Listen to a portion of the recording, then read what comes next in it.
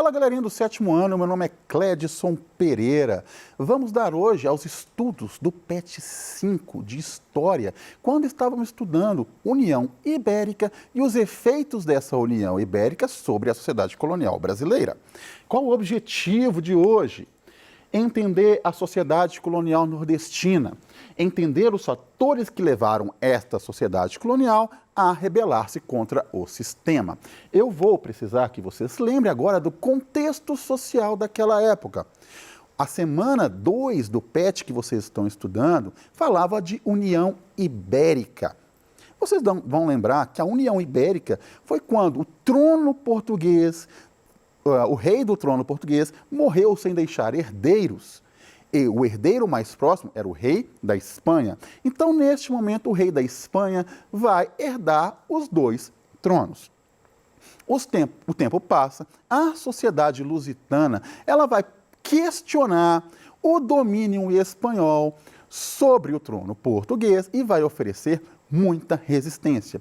As tensões políticas envolvendo a questão do rei da Espanha governar Portugal vai fazer com que as colônias sejam deixadas de lado. Vão continuar pertencendo à coroa portuguesa, mas a coroa portuguesa, agora controlada pela Espanha, não vai poder exercer total controle sobre a colônia. A principal colônia da época era justamente o Brasil. Qual era o grande problema de deixar esta colônia de lado? Aqui no Nordeste brasileiro, lá no século XVII, se produzia muito açúcar. Qual a importância do açúcar para a época, professor? Era extremamente valioso. O açúcar era um produto de grande aceitação na Europa. Se você tivesse uma boa produção de açúcar, você teria muito dinheiro. Os holandeses, aproveitando desta falha, desse descontrole do trono português, invadem a região nordestina produtora de açúcar na primeira metade do século XVII. Invadiram para tomar? Não, invadiram para produzir o açúcar. Eles vão promover obras de infraestrutura, deixando aquelas cidades mais aos moldes europeus, vão financiar novas tecnologias do refino desse açúcar. O açúcar vai parar de ser vendido em barra, em pedaços, e vai ser vendido em grãos. Os holandeses trouxeram essa tecnologia para cá.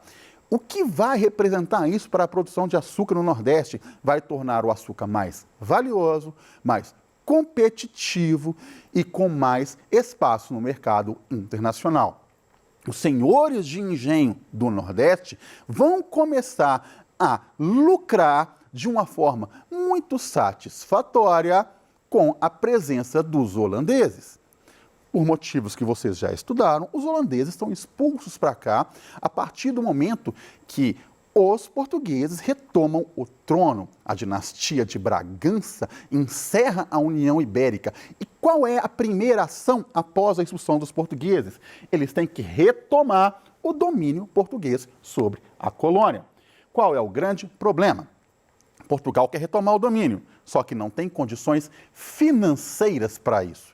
Como é que ele vai exercer o domínio sobre a produção de açúcar, que é extremamente valioso, se não tem recursos financeiros para manter a infraestrutura colonial deixada pelos holandeses?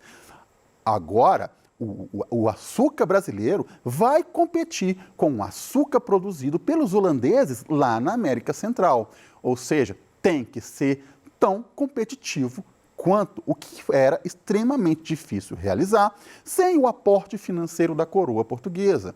Qual a primeira decisão tomada pela coroa portuguesa? Geralmente é a decisão tomada pelos grandes governantes de todos os tempos, em todos os países, quando estão em crise financeira. Aumentam a taxa de impostos. Então, você que era produtor de açúcar naquele momento, aquele senhor de engenho que estava lucrando, que agora enfrenta uma crise, vai ter que pagar mais impostos para que a coroa portuguesa consiga exercer o domínio, de novo, sobre a produção na colônia. Outra situação, outro aspecto, Portugal vai começar a criar empresas para administrar o monopólio comercial da produção no Brasil. Primeira é a criada a Companhia Geral do Comércio do Brasil. O que é monopólio? É exclusividade. Como o Brasil é uma colônia de Portugal, tudo que é produzido aqui só pode ser vendido para Portugal. Portugal vai revender, vai repassar para os demais países. É uma situação muito lucrativa à metrópole, a Portugal, e muito não tão lucrativa aos colonos que viviam aqui no Brasil. Outra, a produção de açúcar no Maranhão vai ganhar uma companhia de comércio somente para aquele estado. Já em 1682, a Companhia de Comércio do Estado do Maranhão é criada. Qual o intuito? Controlar a produção de açúcar naquela província, que naquela época falava-se província, não estado, naquela província, e garantir um monopólio deste açúcar, deste comércio à coroa portuguesa. Quais são as obrigações, ou quais eram as obrigações dessa companhia? Primeiro, exercer o monopólio comercial de tudo que era produzido. Então, se você tem lá senhores de engenho, comerciantes que viviam na região do Maranhão, deveriam vender os seus produtos somente para a Companhia de Comércio do Estado do Maranhão, que repassaria esses produtos para o continente europeu. Mas, professor, e o preço? O preço deveria ser justo. Deveria. Mas se o produtor de engenho, o senhor de engenho, o produtor de açúcar, tivesse uma oferta da Inglaterra, por exemplo, mais lucrativa, ele poderia vender? Não, porque a Companhia de Comércio do Estado do Maranhão detinha o monopólio. Estes produtores só podiam realizar comércio com esta companhia. É um negócio lucrativo para Portugal, porque eles vão comprar de um preço muito barato e vender por um preço muito mais caro. Então, nessa relação comercial, Portugal está lucrando, enquanto os senhores de engenho brasileiros, os colonos que vivem aqui, estão tendo prejuízo. Outra, os produtos que deveriam abastecer a sociedade vinham de fora, vinham da Europa. Este comerciante não poderia comprar esses produtos diretamente com o produtor. Qual era a função da Companhia do Estado de Comércio do Maranhão? Comprar estes produtos lá fora e revender aqui dentro. Aqui a lógica se inverte, eles vão comprar mais barato, de uma qualidade menor e vender mais caro para esta população.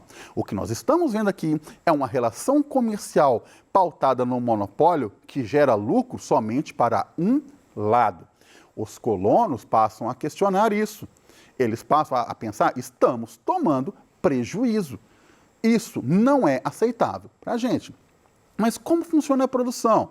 Quem vai trabalhar? Você sabe que o sistema de mão de obra que existia aqui no Brasil era a mão de obra de pessoas escravizadas, especialmente pessoas escravizadas do continente africano. A Companhia de Comércio deveria abastecer a região do Maranhão com 500 escravos africanos por ano.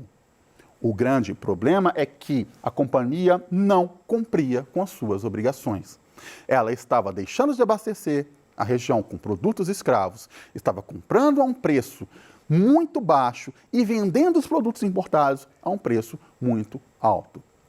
Estes produtores vão começar a questionar esta presença. Eles não vão querer exercer mais uma relação de fidelidade com a Companhia de Estado do Comércio do Maranhão. Eles vão passar a questionar a própria coroa, o governo central, para tomar alguma providência para que essa relação de comércio se torne mais lucrativa para os dois lados. Uma das revoltas que ocorrem é chamada de Revolta de Beckman, lá no Maranhão. Em 1684, dois irmãos produtores, irmãos Tomás e Manuel Beckman, lideram outros produtores, outros colônios, contra a Companhia do Estado de Comércio do Maranhão. O que vai acontecer? Eles vão expulsar o governador, vão expulsar os jesuítas, que o jesuíta faz parte de um setor daquela sociedade que lucra com o comércio, especialmente com o trabalho da mão de obra indígena, o que não era tão lucrativo para esses senhores de engenho. Vão expulsar o capitão mor, vão demitir funcionários públicos da coroa portuguesa e vão exigir à mão armada a extinção da Companhia de Estado do Comércio do Maranhão. A reação da coroa, a princípio, é sufocar o movimento.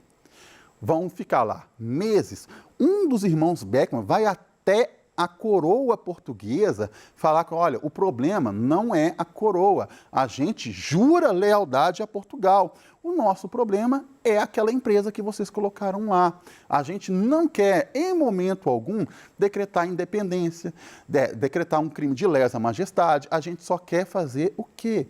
Que nós tenhamos lucro, assim como a Companhia de Comércio do Estado no Maranhão. Entretanto, o Maranhão, os irmãos Beckmann, eles ficaram isolados neste sistema. E ficar isolado numa revolta nunca é bom. As tropas da coroa sufocaram este movimento. Seus líderes foram presos. Alguns foram mortos. Alguns foram exilados. O que é ser exilado? Você é expulso do local que você mora. Geralmente mandavam para o continente africano. A revolta é sufocada, ela não atinge os seus objetivos totais, mas ela atinge, porque elas conseguem a extinção da Companhia de Comércio do Maranhão. A coroa agora vai ter que exercer o seu domínio de uma outra forma. Ela percebeu que se não dar a esses senhores de engenho um sistema que eles julguem ser mais justos, eles vão se rebelar novamente.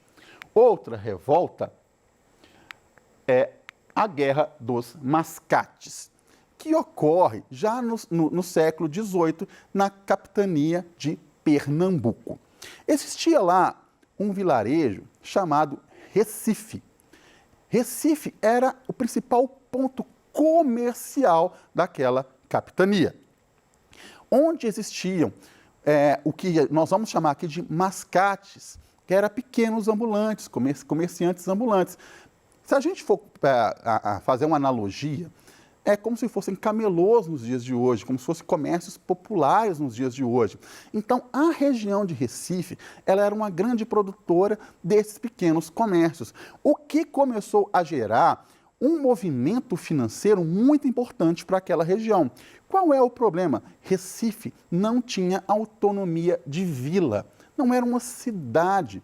A administração da região de Recife ficava a cargo de Olinda, uma região vizinha, controlada por grandes fazendeiros de uma aristocracia rural poderosa, que exercia seu domínio sobre Recife, arrecadando impostos para aquela região. O problema é que Recife cresceu demais.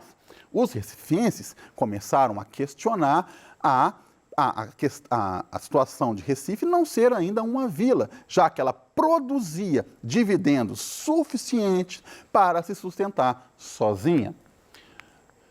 Em 1710, depois de muitos protestos, Recife é elevada à condição de vila. Agora ela tem certa autonomia. Com certeza ela tem autonomia em relação a Olinda. Os olindenses, aqueles grandes fazendeiros, vão ficar enfurecidos com esta situação. Eles não vão gostar, eles vão questionar e vão começar a chamar esses recifenses de meros mascates. Vocês não são importantes para a economia local. Quem gera riqueza para a capitania de Pernambuco é a cidade de Olinda. Como não vão ter os seus desejos aceitos em primeira mão, os fazendeiros de Olinda vão decretar guerra a Recife e vão invadir Recife à mão armada. Esta situação, ela dura cerca de 1 ano de luta armada. O que significa? Pessoas morrendo, pessoas sendo feridas, comércios sendo fechados. Entretanto, apesar do poder bélico de Olinda, apesar do poder político de Olinda e até financeiro desses grandes fazendeiros, as tropas portuguesas vão apoiar a cidade de Recife e vão vencer, junto com esses recifenses, a Guerra dos Mascates. Qual é a consequência final dessa guerra? Recife, além de ser considerada uma cidade, uma vila autônoma a Olinda, é elevada à condição de capital de cidade mais importante da capitania de Pernambuco. E até os dias de hoje, Recife é o quê? Capital de Pernambuco. As rebeliões nativistas, têm esse nome por um motivo simples. Elas ocorreram em solo brasileiro. O que eu quero que vocês pensem a partir de agora? Essas rebeliões desejavam a independência de qualquer região do Brasil? De forma alguma. Elas queriam autonomia local, autonomia econômica e política em relação a um sistema. Em momento algum, essas rebeliões vão representar um desejo de uma população em acabar com a escravidão, em romper com um sistema, em se liberar de Portugal. Elas vão ter um desejo meramente local. Era um desejo de interesse político e econômico dos grupos dominantes dessas regiões. Quando se falar em rebeliões nativistas no Brasil, a gente não pode pensar que em momento algum estas rebeliões representam o desejo nacional, um projeto de expansão de uma comunidade nacional para o Brasil. A coroa portuguesa ainda exerce um domínio muito forte sobre essa região. Eles acreditavam no caso, que não iriam conseguir sobreviver sem o braço pesado da coroa portuguesa sobre suas ações. Portanto, é extremamente importante que você entenda que estas rebeliões não representam uma unidade. Elas são locais, elas são restritas. No caso da revolta de Beckmann, é a revolta dos senhores de engenho de uma comunidade produtora de açúcar contra uma empresa criada pela coroa, contra uma empresa que detinha o monopólio de produção de açúcar. Ela, em momento algum, quer romper os laços com Portugal. No caso da Guerra dos Mascates, a questão, em momento algum, envolvia toda a região nordestina. Ela envolvia o predomínio político entre grupos de duas cidades rivais. Quem vai mandar no Recife? Quem vai mandar em Pernambuco a partir de agora? Olinda ou Recife? Outras rebeliões virão e eu quero que vocês percebam futuramente que quase todas as rebeliões ocorridas no século XVIII não têm nenhum desejo de tornar o Brasil independente. Uma dessas rebeliões que não desejava a independência do Brasil é a Inconfidência Mineira, que vocês vão estudar mais à frente. A Inconfidência Mineira também não desejava a independência do Brasil. Hoje, criou-se uma imagem que estes inconfidentes eram independentes. Não eram. Eles não desejavam essa independência. Nenhuma rebelião desejava essa independência. Portanto, meus queridos, fica aqui esta aula, esse ciclo do PET 5. Qualquer dúvida, pergunte ao seu professor, mande a pergunta para cá, que a gente vai ter um prazer enorme em responder. Um abraço, até mais.